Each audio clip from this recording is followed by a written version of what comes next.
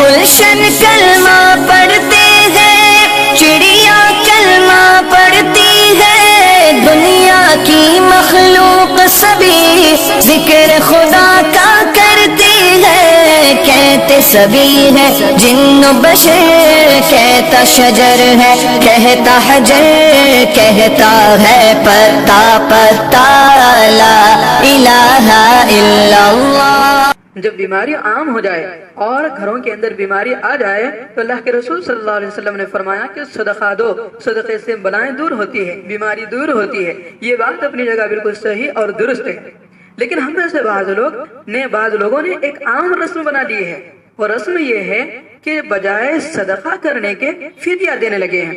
فدیہ کس طرح کا؟ ذرا غور سے سنیں۔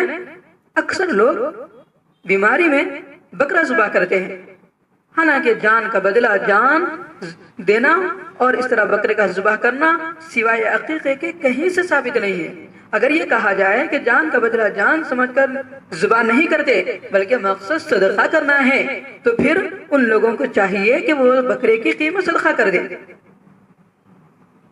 پھر قیمت کیوں صدقہ نہیں کرتے؟ اس سے معلوم ہوا کہ دل میں ضرور چور ہے اور یہی فاسد عقیدہ دل میں جمع ہوا ہے۔ لہٰذا بہت سارے مدارس میں دیکھنے میں آتا ہے کہ بکرے لوگ صدقہ کرتے ہیں۔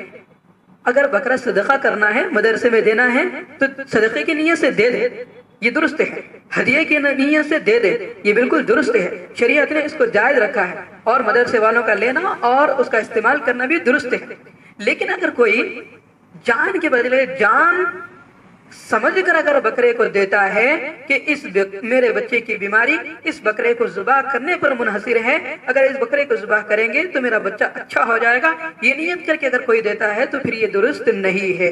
گویا کہ اس کے دل کے اندر یہ عقیدہ ہے کہ وہ اپنے بچے کی جان کے بدلے بکرے کی جان لے رہا ہے۔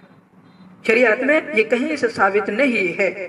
اور بعض لوگ صدقے میں جان کا بدلہ جان ضروری سمجھتے ہیں اور بکرے وغیرہ کو تمام رات مریض کے پاس رکھ کر، اور بعض لوگ مریض کا ہاتھ لگوا کر خیرات کرتے ہیں، یا مریض کے پاس بکرے کو ذبح کرتے ہیں اور اس کے بعد خیرات کرتے ہیں، اور یہ سمجھتے ہیں کہ مریض کا بکرے پر ہاتھ لگانے سے تمام بلائیں گویا اس کی طرف منتقل ہو گئی، پھر خیرات کرنے سے وہ بھی چلی جاتی ہے اور جان کے بدلے جان دینے سے مریض کی جان بچ جائے گی، ایسا سمجھ کر بکرے کو دیتے ہیں۔ یاد رکھیے ایسا اعتقاد خلاف شرع ہے۔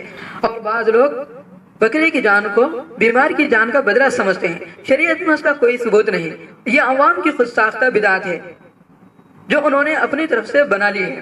لہٰذا اگر بکرا ہی دینا ہے تو بکرے کی قیمت دے دیں، بکری کی قیمت دیں گے تو محتاجوں کو، غریبوں کو، اور جو پریشان حال ہے، مصیبت زدہ ہے، یا مدارس کے اندر جو ضرورت ہے تو اس قیمت سے ہر ضرورت کو پوری کی جا سکتی ہے۔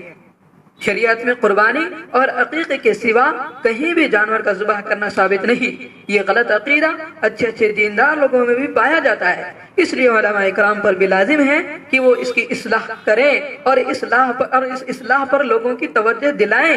جن مدارس دینیہ میں اس قسم کے بکرے دیے جاتے ہیں اسے ہرگز بھی قبول نہ کریں۔ اگر کوئی عام صدقے کا بکرا دیں تو اسے قبول کر لیں، ہدیے کا بکرا دیں اسے قبول کر لیں، لیکن اگر کوئی جان کے بدلے بکرا دینے آئے تو اسے کہہ دے کہ بھائی اس طرح کا شریعت میں کہیں سے ثبوت نہیں ہے، لہذا یہ عقیدہ نہ رکھیں۔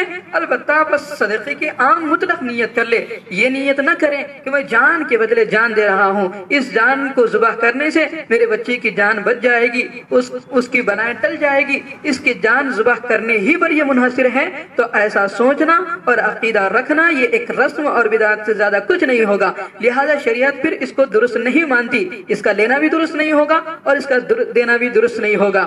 لہذا اگر بکرا صدقہ کرنا ہے تو عموماً عام طور پہ ہدیے کی نیت سے دے دے، یہ بس صدقے کی نیت سے دے دے، لیکن جان کا بدلہ سمجھ کر، جان کا فدیہ سمجھ کر ہرگز بھی نہ دے۔ اللہ تبارک و تعالیٰ اس بات کو ہم سب کو سمجھنے کی توفیق نصیب فرمائے۔ یہ کوئی ایسے اپنی طرف سے کہی ہوئی بات نہیں ہے، بلکہ آپ کتابوں کا مطالعہ کریں، بہت ساری کتابوں میں یہ بات ملے گی. یہ جو حدیث نے ابھی بات بتائی آپ احسن الفتاوی جلد نمبر 1 صفحہ نمبر 367 میں اگر آپ پڑھیں گے تو اس کی پوری تفصیل آپ حضرات کو مل جائے گی.